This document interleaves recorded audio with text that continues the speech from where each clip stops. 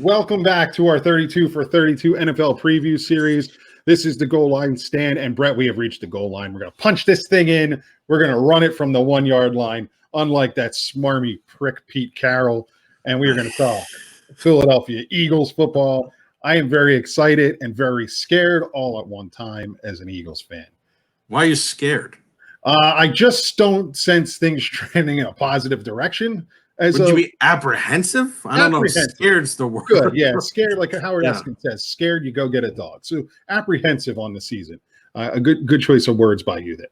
I just want to point out that, in the spirit of togetherness and, our efforts in the podcast, I'm wearing a green shirt, which has, it looks like it's the Eagles, but it's the Potsdam Firebirds. I would not wear a Philadelphia Eagles shirt.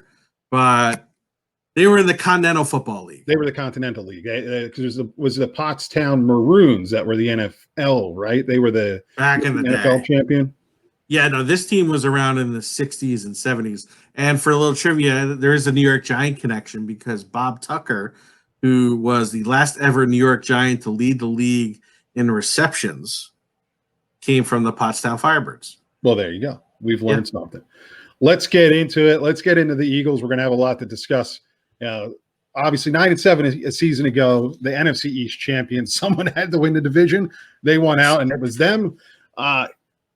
Acquisition-wise here, so not a lot going on, but we've got a couple different things here. Darius Slay obviously was the big offseason trade. Yeah, really liked him. I thought that was. I liked it. That was a big move. I thought.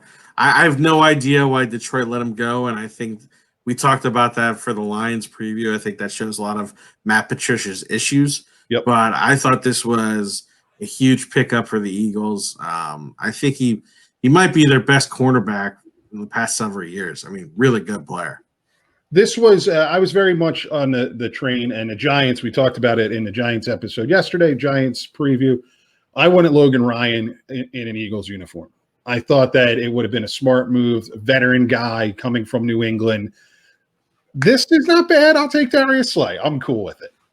I think Darius Slay is a better straight cornerback than Absolutely. Logan Ryan. So, and that's what you brought him in to do. So, Yeah, I'll take that. And the Eagles need help there. We're going to get to it when we discuss defense, the defensive backfield. There's been some issues.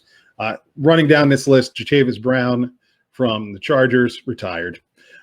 Marquise Goodwin traded from the 49ers, opted out.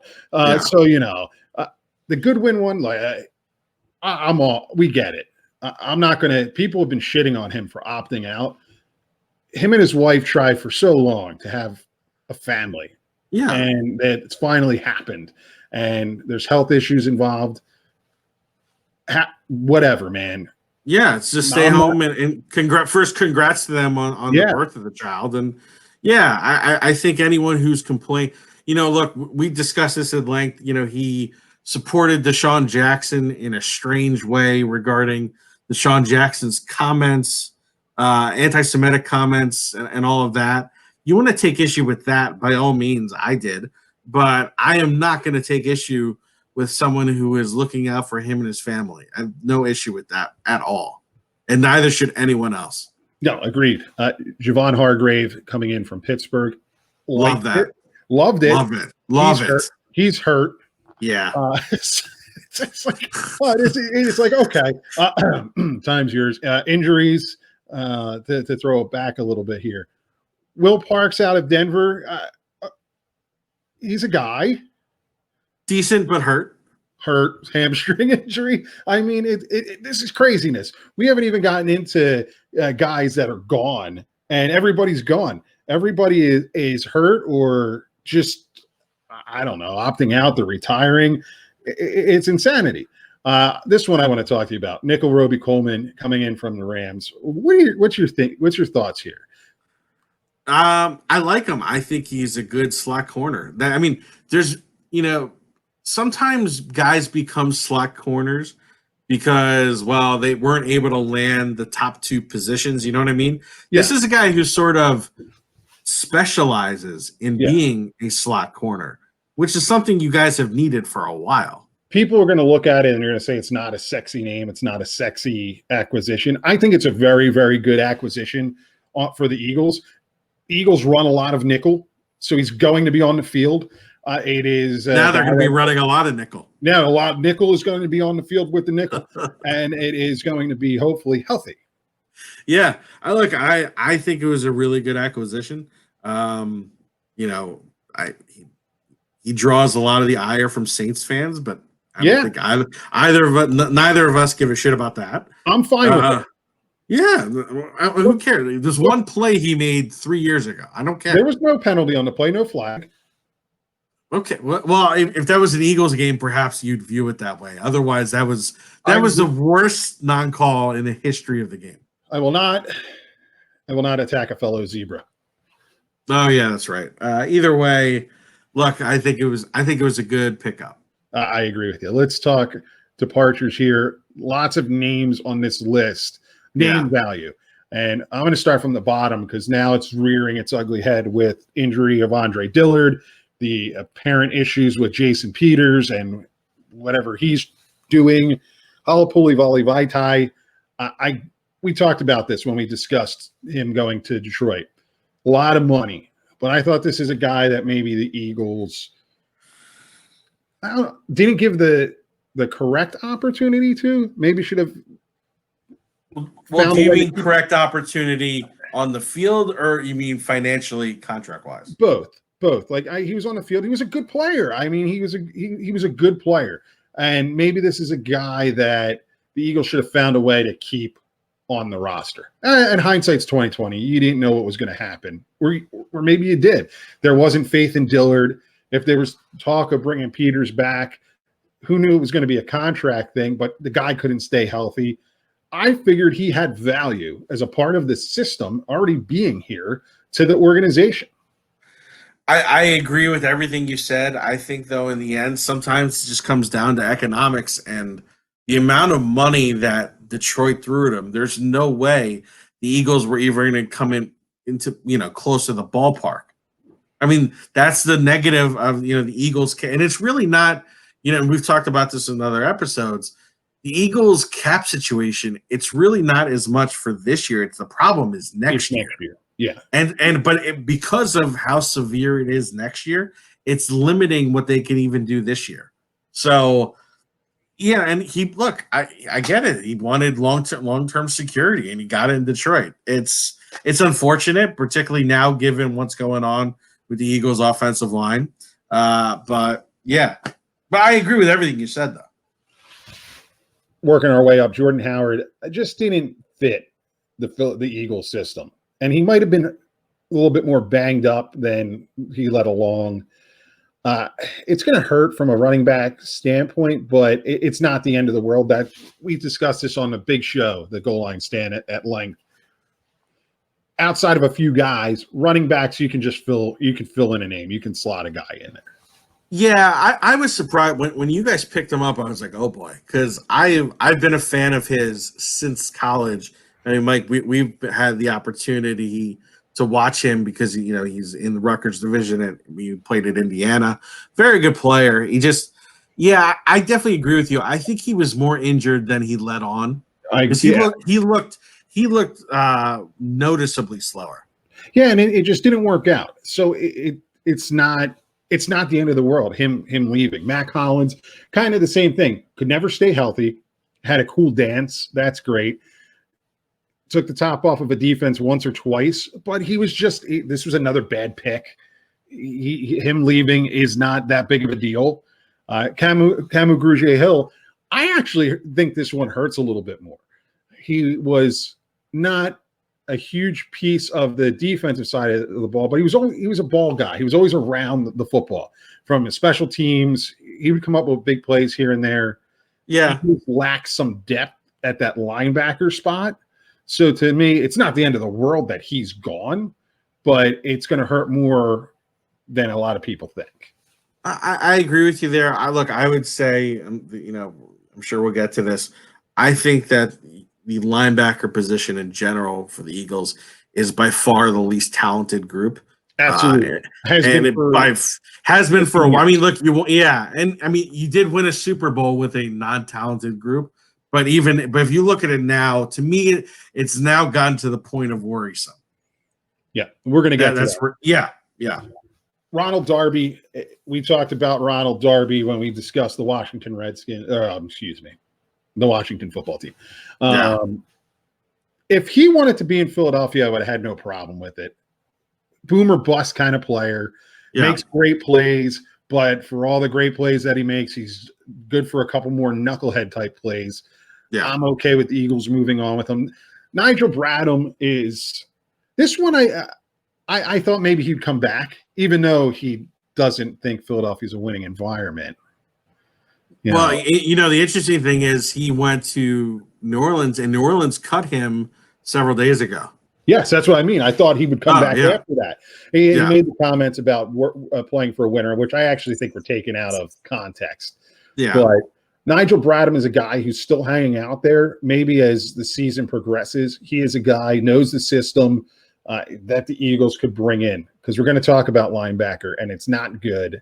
And he was a good player when available. Yeah. And we're going to get Malcolm Jenkins last. Sometimes you just have to move on from guys. But looking at this trying to look at it from a non-Eagles point of view, this one sucks. This one kind of hurts, especially with a lot of the other things going on in the world today. Yeah. Malcolm Jenkins, the football player, he was losing his step. Still worthwhile. He was still a good player. Maybe not what he was, but from the locker room perspective, the Eagles are really, really going to miss Malcolm Jenkins. And when we're in this 2020 of weird, crazy, this isn't a normal football season. This is crazy shit happening. A guy like that, to me, is important to have around. Oh, absolutely. I kind of always viewed him as the heart and soul of the Philadelphia defense.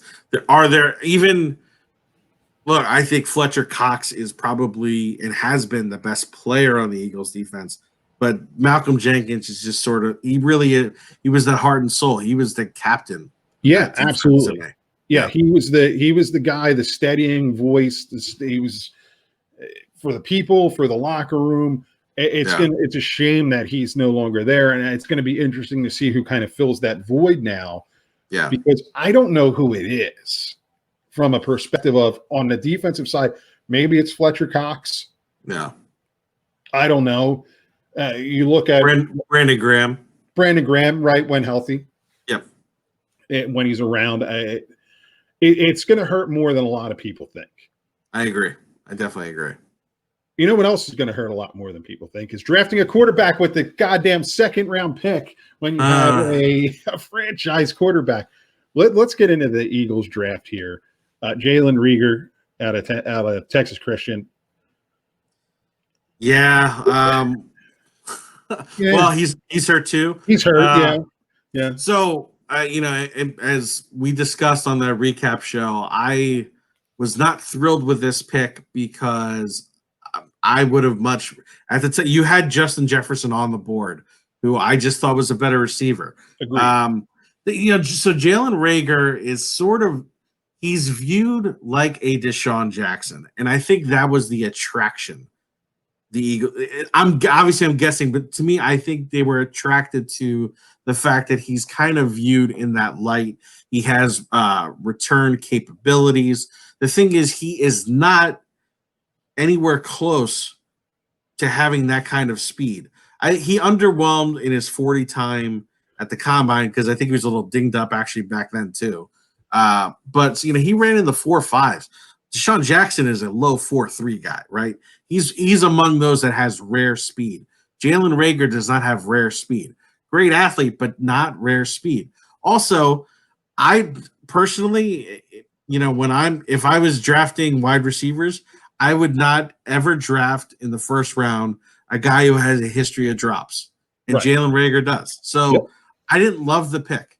No, I didn't. I didn't love the pick either, and he's proven not to stay healthy. The reports coming out of camp are that he's been good, but your number one, your first round pick needs to be better than good. We're going to table the second round pick for a second, and we're going to get back to that. The round 3 pick, Davion Taylor from Colorado.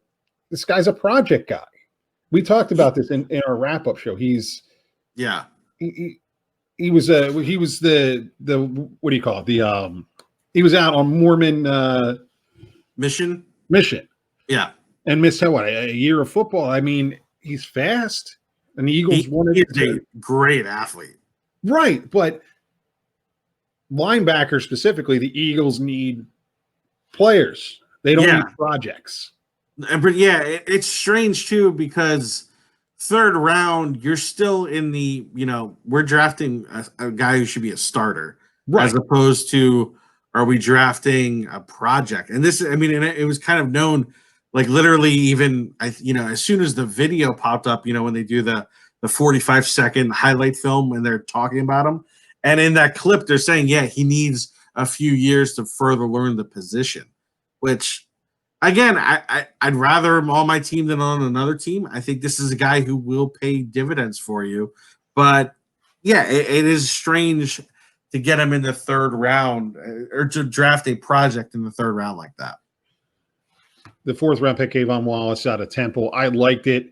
A lot of people are making comparisons to another safety coming out of Temple. That's a Hall of Famer, Brian Dawkins. I don't know that I would go that far. But now with the Will Parks injury, he's going to have an opportunity to play.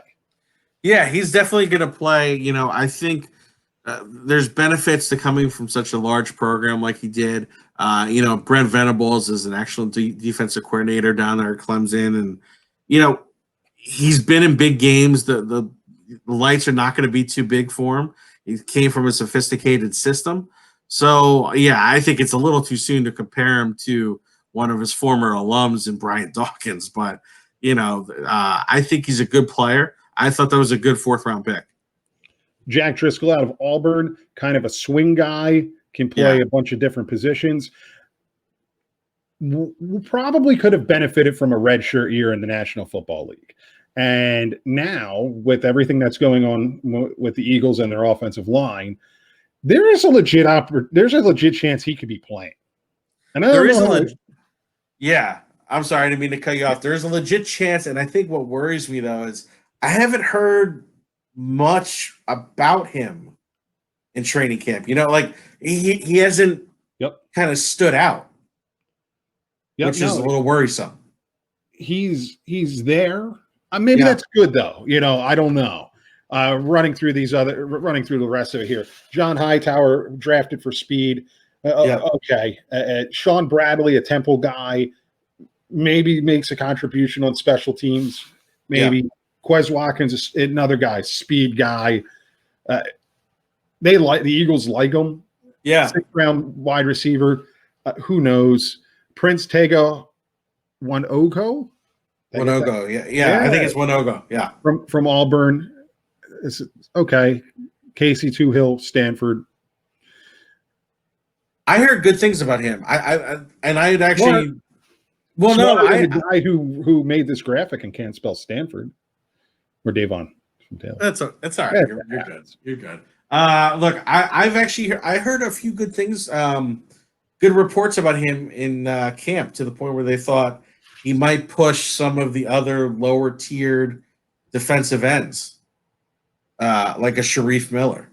Yeah, Sharif Miller, by all accounts, is not been quiet. Yeah, not looking so hot. And his time with the Eagles, we're going to find out. You're watching this on Monday. Cuts would have already happened. We're recording this before that. Yeah. But overall, Eagles draft was with a big head scratcher. Big head scratcher. I talked about this on the draft wrap-up show. I don't know. Let's get to the 2nd round pick. Jalen Hurts.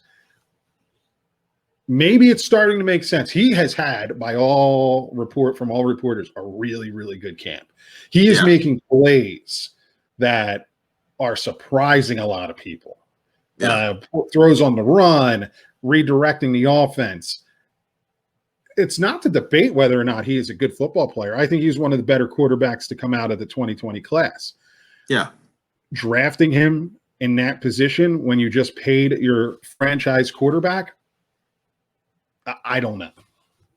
I think the problem is that the franchise quarterback has if there's one thing he's been consistent with, it's been his injuries. So you have to have some kind of insurance policy. And now some people have gone the way of, say, our good friends, the Dallas Cowboys, who acquired Andy Dalton. And the Eagles chose to invest a second-round pick. I think that's the thing that must stick in your craw and the craw. What is a craw? I don't know. So I think it's a Southern thing. Okay, but I've never used that term in my life, and I just happened to do it. And so I was like, what the hell is a craw? But it sticks in your craw and the craw of other Eagles fans is you gave up a second-round pick where you could have drafted a linebacker or something, another lineman. You could have given Carson Wentz another weapon. There were wide receivers on the board at that point. There's a lot on the board. Right, when there's a position of need. I think that's the bigger issue. Let's talk about the offense at a glance. Obviously, Carson Wentz is back. He is the starting quarterback. He is dinged up a little bit, but the Eagles are saying he'll be good to go by the time the season kicks off. It is concerning. Yeah. Carson Wentz, whether or not he can stay healthy. Look, it's a freak injury. Everything's been freak. That's the scary part. It's not like he's working out wrong and he's pulling muscles. He dove into the end zone, tore his knee. There wasn't a contact that did it. It was him launching himself. Yeah. He got a cheap shot from Jadeveon Clowney in a playoff game that gave him a concussion. What about the back? Well, the back wasn't one specific play. No, I think I think it was accumulation of the line not blocking and him getting crushed. Yeah. And kind of like Tony Romo, remember when that happened to him? It just happened. Hairline fracture. He could have played if the Eagles at the time were in it, and they weren't. Yeah. And the quarterback situation is concerning. If he can stay healthy and be that guy that he was in 2017 before the knee injury, sky's the limit obviously for him and for the team.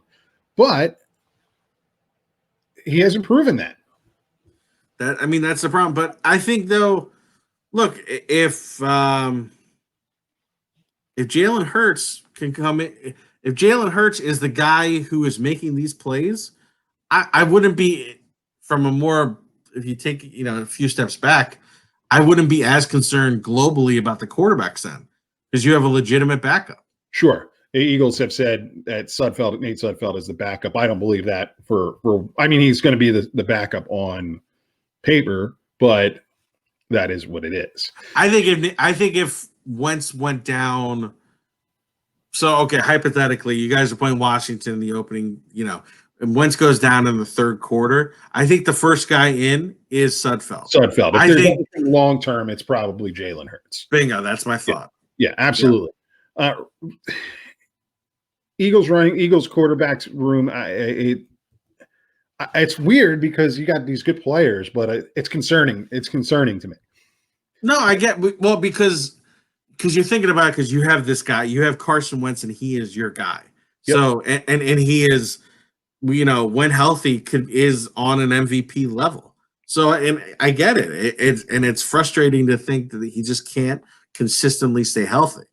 So I totally get it, but I think if Jalen Hurts can develop, you now have two nice quarterbacks, and then it's going to be interesting in a few years. That's where it's really, it's, do you trade Wentz or do you trade Jalen Hurts? I think in a few years, this is going to be a very interesting development.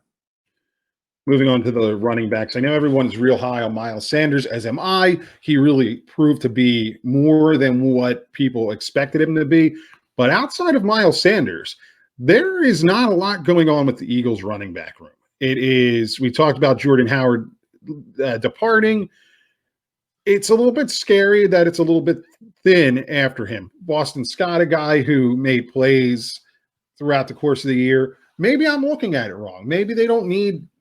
I have no problem splitting time, running back splitting time.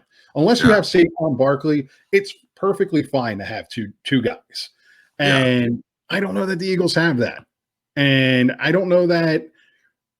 Again, you got to give weapons to your quarterback. I don't know that they are adequately doing that. Well, so I guess the first question is, do you think the Eagles – first I'm going to – as a two-part question. Do you think, A, the Eagles view Miles Sanders as an elite running back? And B, do you view Miles Sanders as an elite running back? I'll start. I view Miles Sanders as a very, very good running back. Yeah. Who can do a lot of different things. What's elite? Who is elite? To me, the elite running backs in the NFL today, Saquon Barkley, I guess Ezekiel Elliott still. Christian McCaffrey. Yeah, Christian McCaffrey. You almost have Miles Sanders is almost like the poor man's Christian McCaffrey.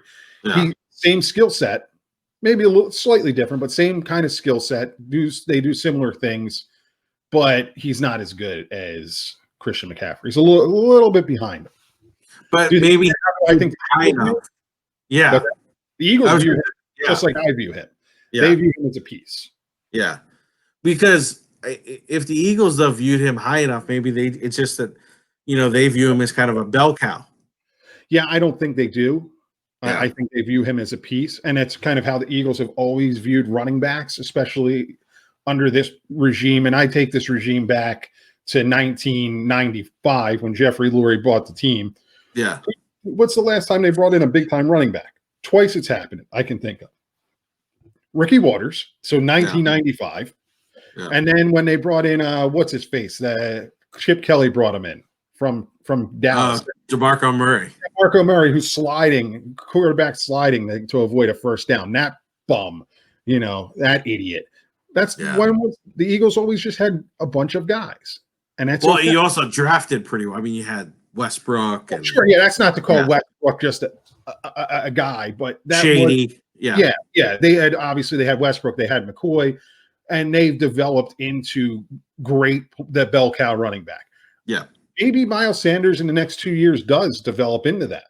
But right now, I don't think the Eagles view him that way. Yeah. Well, look, you still got Glassboro's finest. Yeah, that's true. And look, I really wish Corey Clement would stay healthy. I like him. I think when healthy, he's a good player. I agree with you. Yeah. We're going to talk tight ends. And the news broke earlier this week, or last week, that the Eagles and Zach Ertz were renegotiating. Yeah. The news then broke that they were very far apart. And this thing just doesn't seem like it's going to end well. Yeah, I don't recall which team. It may have been, I guess, either when we were talking about the Chiefs or the 49ers, because we were talking about tight ends, because I have Travis Kelce, George Kittle. And it was interesting how you viewed Zach Ertz as compared to me. And I think I'm of the majority opinion, whereas you had, and rightfully so, you have the Philadelphia Eagles opinion.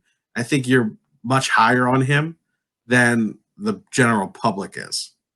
So, we compared him, and I said I'm not a Kelce guy, and I'm not. So I have him ahead of Kelce. It's probably more of wearing Kelly green and silver glasses than anything. And you're allowed to. Right. Zach Ertz is a good player. He's a really good player. He may be borderline great player. If you're going to call Kittle and Kelce elite, he's a great tight end. At the same time, there's things about his game that I could see the Eagles saying, hey, man, it's not worth the dollar. Talking offense, I'm completely comfortable with the Eagles tight end situation. Between Ertz and Goddard, I think you're in a great position. Yeah. I just wonder if this is going to become an issue. And we talked about it on the departures. A guy like Malcolm Jenkins was really big about keeping locker room order, and things never seeped out. Things didn't become an issue. Now you're hearing Jason Peters wants more money. You're hearing all about this contract talk with Ertz. Things start to line up. And who's Ertz's best friend? Carson Wentz. Oh, Wentz. Yeah. I'm gonna say, I don't know, his wife. Yes, I'd be friends with her as well. Yeah, no. So and remember when there were the anonymous sources, there was always Right. Ertz and Wentz were Right. kind of thick as thieves and against other people. So yeah, I can see how that might be an issue, but honestly, I would not, particularly in light of what George Kittle got this offseason, I wouldn't. I don't believe Zach Ertz is worth that kind of money. No, and nor do I as an Eagles fan. This going back to what I said a couple weeks ago, I thought maybe he was, but you really look at it, he's not. He's not. He's that level down from that guy. And if he wants that kind of money, he's probably not long for being here. No, look, if I was Howie Roseman and someone offered me a first round pick for Ertz in a second, I would do that because I'm a Dallas Goedert guy. I believe in Dallas. Yeah, I like Dallas Goedert as well. Let's talk Eagles wide receiving core before we get to the line. Hey, you're a fan of a team and another team in a division. What do they strike fear in you're watching the Eagles Giants game or you're watching the Eagles play the Cowboys? Do they strike fear or are they just there? So it's strange because I think part of my answer is a PTSD component because I will never forget for as long as I live Deshaun Jackson running down the field. Sure. And look, he still has that speed. He's healthy. When he's healthy, he's good for that for about last year it wasn't even that many. I'd say like 8 to 10 games a season. Yeah, well, yeah. And last year wasn't even that. But last year he single-handedly it's the reason you guys beat the Redskins in the home opener. Absolutely. I'm looking at this from the aspect of Deshaun Jackson wasn't healthy a year ago. He wasn't healthy the year before that, really. He was injured the year before that. He's always been dinged. He's going to be dinged. He'll get dinged at some point. The guy that's like him is dinged. Yeah. Jalen Reagor, apparently. Alshon Jeffrey, dinged. Yeah, so none of them scare me. Are they – obviously they're enough to beat the Giants, but, as compared to when you had Deshaun Jackson and even Jeremy Maclin or other receivers in the past, there's nothing about the group to me that scares me. There's some good players. I think Jalen, we spoke a little bit negatively about Jalen Reagor. He still has the ability to become a good player. I also think Quez Watkins is intriguing. Alshon Jeffrey does not scare me either. He can beat me, but he doesn't scare me. And he's out until there's rumor that he might be back by the end of September, but who knows what you're going to get out of him. And you go back to this whole locker room thing. Me, honestly, I cut my losses with him. They owe too much money. That's the problem. There's too much money tied up into it. It's interesting when you see this Eagles wide receiving core, there's tons of name, there's tons of potential, and it may or may not be there. It's boom or bust. Greg Ward, baby. I like Greg Ward for being the fifth guy on the receiving core. I thought they could use him more than they did. But I actually preached this when they drafted Jalen Hurts. Oh, he can have a package. Greg Ward played quarterback. Let him go throw the football around a little bit. Jesus Christ, instead of wasting a second-round pick. Yeah, look, it's funny. Speaking of second-round picks, we haven't even mentioned the one from last year. No, J.J. Arcega-Whiteside apparently having a very good camp. The talk was that the league got to him a year ago. And he's a smart guy. He's a Stanford guy. So if the league got to him, that's scary. Again, boom or bust. He's going to have to prove it. What does that mean the league got? You mean he just was overwhelmed? The speed of the defenses? Yeah. Okay. Exactly. Yeah. Let's talk Eagles line. This thing's a mess. It's interesting. I look at Jason Kelce. There was rumors of him retiring. We might be looking at the swan song for Jason Kelce. Yeah. Lane Johnson hasn't practiced. He'll be fine. But you have this whole Jason Peters thing going on. Would you cut him? You can't. Just to prove a point? Or are you going to have to sit him at guard because he won't play tackle because he wants more money? How does this go down? At the end of the day, I guess, if he refused to play tackle, I guess you have to maybe see if you could trade him. It's ridiculous. The whole thing is ridiculous. Matt Pryor is going to be slotted in as the other guy. You know, I like Isaac Seumalo. I think he's a good player. Nothing to write home about. Good player. This is a problem. This is a really, really big problem because you need to protect your quarterback who has not been healthy for years. And now you have this whole thing going on. And again, back to the locker room thing. What is happening? Well, I guess, I mean, how much more do you think Jason Peters wants, first off? If you had to guess. Like a tackle. Well, okay, I understand that. But, I mean, as compared to what he's getting, do you think he – and I'm not saying to give it to him, but I'm just curious, like, you think he wants, like, what, $10 million more, $5 million more? I think people have said up to – he wants a $12 million kind of deal. And he's at what right now? I think 3. Oh, that's a big difference. Yeah, exactly. Yeah, no, you're – Yeah, I mean, I think this is also part of the issue of they took a very strange path in re-signing Jason Peters, but to play him at guard. Right. When there were other guards available, and you know there's going to be more guard. By the time we speak, you know how many other guards are going to become available because of cuts. Jason Peters is a tackle. He's been a tackle for his, 13, 14-year career, and suddenly you're going to play him at guard. Again, that's the other thing about it. Jason Peters is a proven commodity at tackle. He's not even a proven commodity at guard. He's making $3 million this year. Okay. Yeah, look, but you're not even the starting left tackle. You are the replacement. So, no, you don't get to be paid $12 million. The Eagles were ranked by Pro Football Focus, which take it with a grain of salt, but they were ranked as the number 1 offensive line a year ago. Yeah. This unit is not the number 1 offensive line, and to me is a point of great concern. There's definitely some issues. I guess so. I mean, I know we don't want to talk too much about people who are injured, but are you completely I'm speaking with one diehard Eagles fan who is completely off and can't stand Andre Dillard. Do you have any who he believes he's like done? You listen to enough of the guys out there, the Trey Thomases, the Brian Baldingers, these linemen, and they tell you that it's not looking good. And like the crying incident last year. Well, that stuff happens, right? Game can get to you. You run half a lap, you throw your helmet. It happens.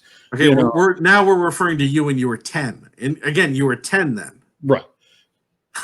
It's scary, the reports that you're hearing about him not being the guy that they thought he was. Yeah. So I don't dislike the guy. I want him. There's flashes. You go watch some of his college film, some of his workouts. There's flashes there. I'm hoping super athletic. Right. I'm hoping that he can become that guy. Now, if you ask me, rank that from 1 to 10, how do you feel? Maybe about a 4. All right. So then the next person I'm curious your thoughts is Jordan Milada. Yeah, I don't know. Like I don't know. I feel like, again, project flashes, but how do you get better? You get better by playing the game. Yeah. You don't have a preseason against other people. You don't have a preseason. You're going to just throw the guy in there? I would tell you that I almost feel higher on Milada than I do Dillard. And that's scary because Dillard was your first-round pick in 2019. And they didn't cross-train Milada to play any other position aside from tackle, correct? I don't believe so. Yeah. So that's the other thing. You can't even stick him at guard. No, and he's a guy that was an open book, so you probably could have. Yeah. And then, look, and I'm not – again, you know me. I always speak objectively. Lane Johnson is one, tainted supplement away from, the death penalty. He really is. He is.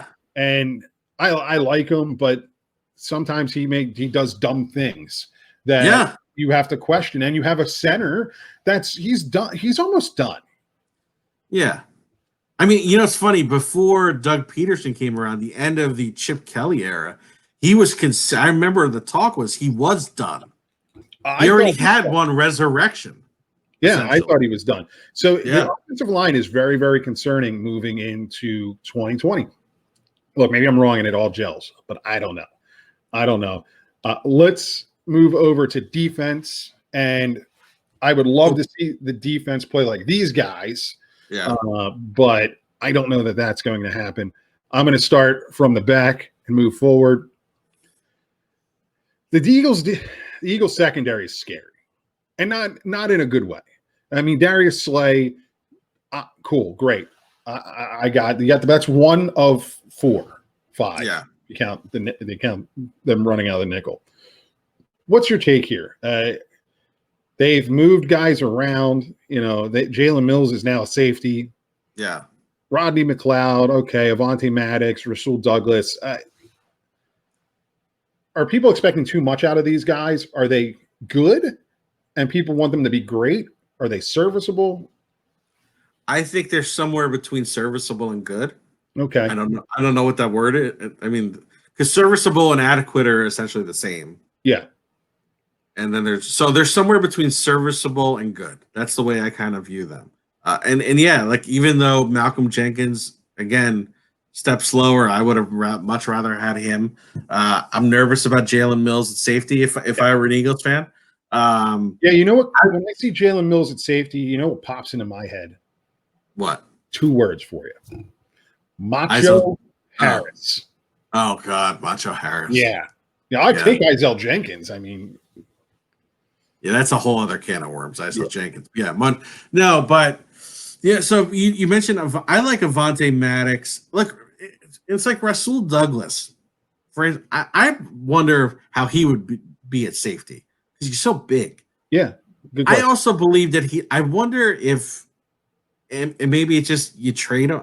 I just think he's not in the right defensive system where they're using his skills to the best of his ability. I like I'm higher on Avonte Maddox.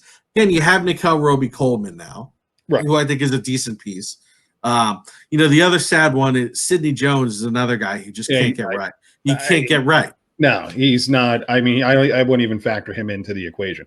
Yeah. I think this is where maybe Malcolm Jenkins wanted too much money to be a safety. He wanted safety money when he was almost playing like a hybrid linebacker. Yeah. In the nickel package. And we're going to talk linebackers here. This linebacking core is bad. It's yeah. I mean, it's not even it's bad.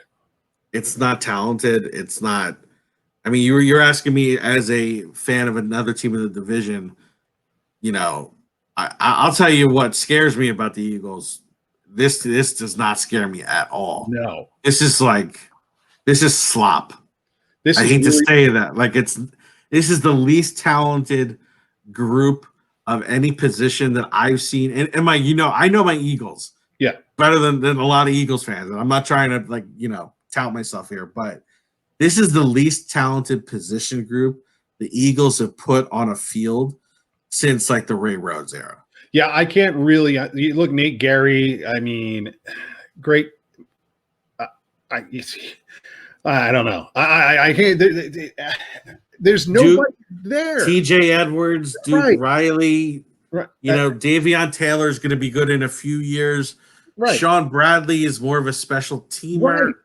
You don't have anybody. And this goes back to the 2nd round pick that you're wasted on a quarterback when you didn't need to, when you could have had a defensive player. This is bad. Yeah, and by the way, another thing that we didn't talk about with the whole Jalen Reagor thing, a lot of people had him ranked in the 2nd round. Sure. You could have even gotten him in the 2nd round and gone and picked up one of those good linebackers. Right. The Patrick Queens or someone else. Which Jordan Brooks. Yeah. This is very, very concerning because what do you do? So you're running 5 D-backs. Nate Gary's going to be out on the field. I mean, holy hell. Who do you like the most out of those guys? I like Nate Gary. I think he has a high motor guy. He's a high motor guy. Yeah. You usually want those guys as your special teamers. Right, exactly. So and now they're all That's not good. It just objectively it worries me. And even now, moving on to the line, there's concerns. I have concerns on the line. Derek Barnett, Brandon Graham, guys getting dinged up. The Eagles needed to get better on the edges there.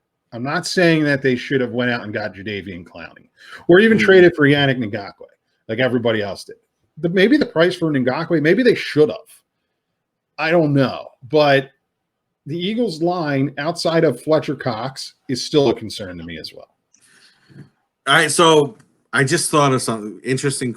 I know this can't happen now because Ngakoue is on the Vikings. Would you have traded Zach Ertz for Yannick Ngakoue? Yeah. I probably would.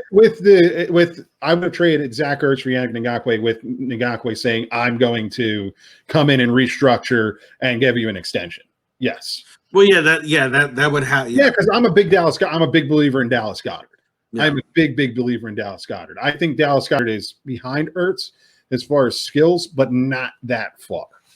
I agree with you. I agree. I was just curious. So, yeah, I have no problem. And I'm not a guy, I'm trade him. No. But that's a move I would have made. Eagles defensive line concerns me outside of Fletcher Cox. So I'm a little more bullish on the defensive line. It's funny in a way. If I was an Eagles fan, I wish you'd run a 3-4 because I love Javon Hargrave. I thought that was a great pickup. He was one of the most unheralded and underappreciated guys in Pittsburgh. He's got to be healthy. I'm looking at him now. He's not healthy. If he's healthy, if he's healthy, I think that changes the equation, especially with him and Fletcher Cox. But he's not healthy. Yeah, but his issue, that is not a recurring thing. He was always healthy in Pittsburgh. So I'm just chalking this up to a one-time thing, whatever. But he's kind of that big body you guys really haven't even had since like Corey Simon. Right, probably. Like that big one technique. That's what he is. So it's going to allow Fletcher Cox to really just unleash a lot of havoc. If Malik Jackson comes back, I'm high on. Malik Jackson is not the guy who he was for Super Bowl 50, but he's still a good player. Right. Comes back to form, I think he's okay. There's just so many questions there. Yeah. And I'm generally speaking, I'm even about the Eagles, but I'm being pessimistic this year.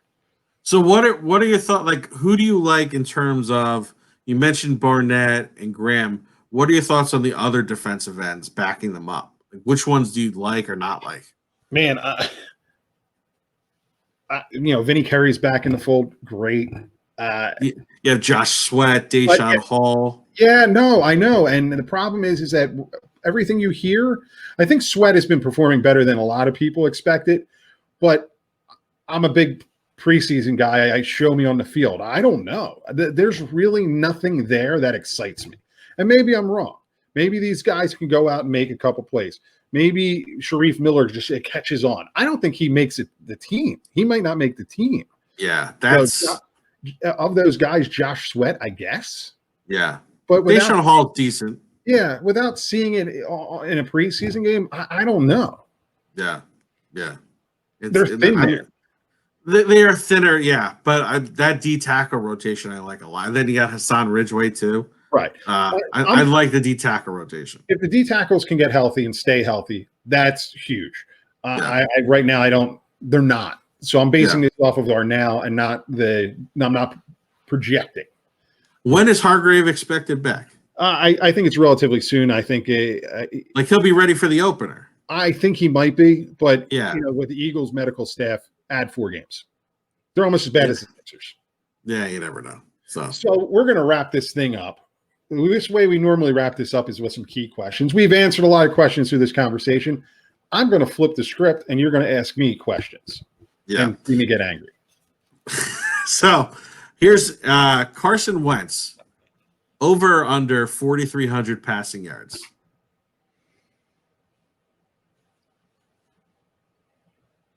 Under. Not by much. Okay, one more with Carson Wentz. Over or under 13 games started? Ooh. I bring the thunder. I'm going to say that, unfortunately, I'm going to say under. I'm going to say under 13 games started. And that's not because the Eagles clinch early. Okay. I just think, I hope I'm wrong. I'm a huge Wentz fan. I'm on the Wentz wagon. Going back to this offensive line, I don't see how he stays healthy. Okay. Next. 16. I hope it's 20. So here, oh yeah, it could be Or 21. Because no, can you have you can have 20. You want to buy 16 regular season games. Yeah, you can have 20. Yeah. No, I want 19. Oh, okay. I was gonna say, would you like to just go to the championship game and that's it? No, 19. I know, because you want the buy. Yeah. Okay. I hope I'm wrong. I hope that I'm wrong. No, I get it. Eagles fans will give me shit. I hope I'm wrong. Who has the second most rushing yards for the Eagles? Who has the second most rushing yards for the Eagles? I don't just come with softballs. Yeah, no, Boston Scott. Okay. Who has more catches? Dallas Goedert. Okay, who rank these three Eagles in terms of the amount of catches they have? Okay. From most to least. Okay. Dallas Goedert, Alshon Jeffrey, Deshaun Jackson. Dallas Goedert, Deshaun Jackson, Alshon Jeffrey. Okay. True or false, Jordan Milada starts a game? True. True or true or false? True or false? Someone not on the team currently, and yes, I understand that we're recording this prior to this is airing, but we're recording this several days prior.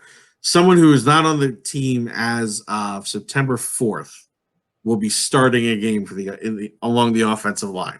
Someone who's currently not on the Eagles. Okay. True. I don't know who it is, but it's a true. And it's and it's going to be at tackle. Okay. They're going to bring someone in to play tackle because Gotcha. they're not going to give in to Jason Peters' demands and pay him more. They're going to leave him at guard. Over under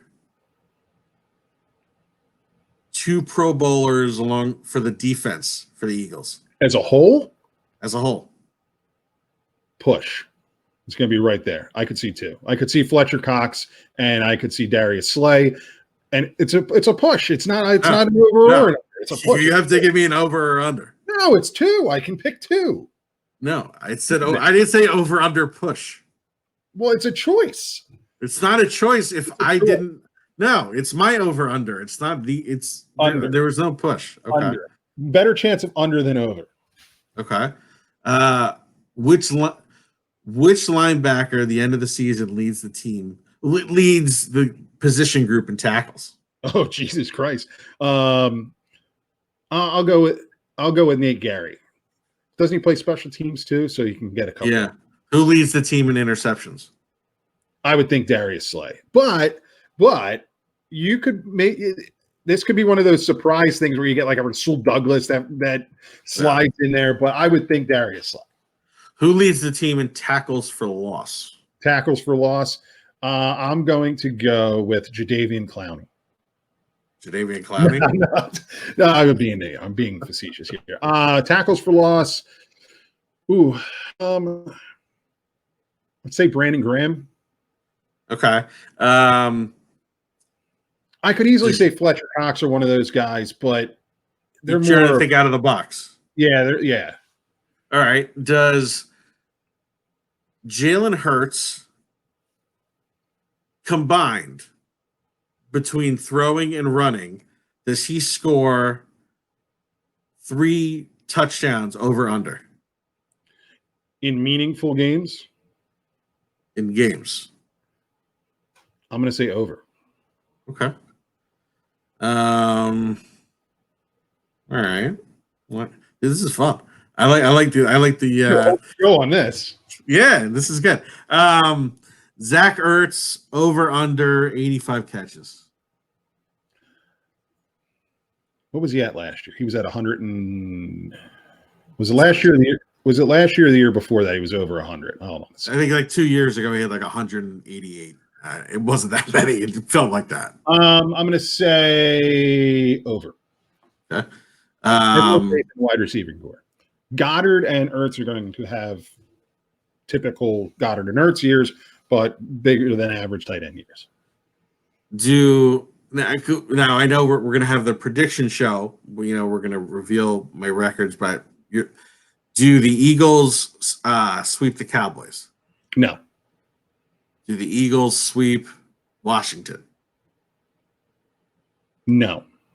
Do the Eagles sweep the Giants? Yes. Good call. Yeah. The Eagles are always good for a loss to the Redskins. Always good for a loss to the Redskins. So there's always a split there. And I think you guys have had the Giants number for a while. And this is a Giants team that's kind of in transition with a new coach and all that stuff. So, yeah, I think the Eagles. That's Avery Bradley. No, Sean Bradley. The linebacker from Temple? Linebacker from Temple. Does he make the final 53 or is he the practice squad? No, I think he makes the final 53. I think they find a home for him. They don't have nobody else at linebacker. Yeah. Jake Elliott, is he over or under 70% of his field goals? Over. Okay. I think I've hit about every group. Yeah. On that note, join us on Tuesday for our big prediction show where we go a little bit further in depth. Throw us a subscribe, a thumbs up, a like. We are a Sports Talk Philly partner, Eagles fans, Phillies fans, Sixers fans, 4for4. Hopefully we're talking Flyers in the Eastern Conference Finals. I don't know yet. Good luck with that. Yeah. Well, this is going to be airing after that game, so I don't know.